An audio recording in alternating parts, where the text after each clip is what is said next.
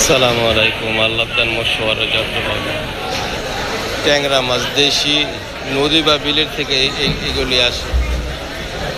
650 থেকে 700 টাকা কেজি বিক্রি হইতেছে। দেখেন ডিমে ভরপুর এগুলো।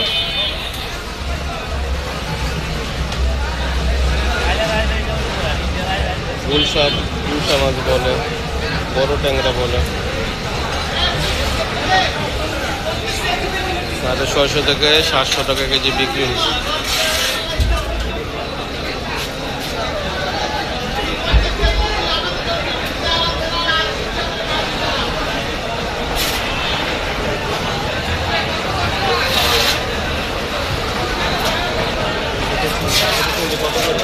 সাতশো 700 টাকা কেজি ছোট চিংড়ি মাছ।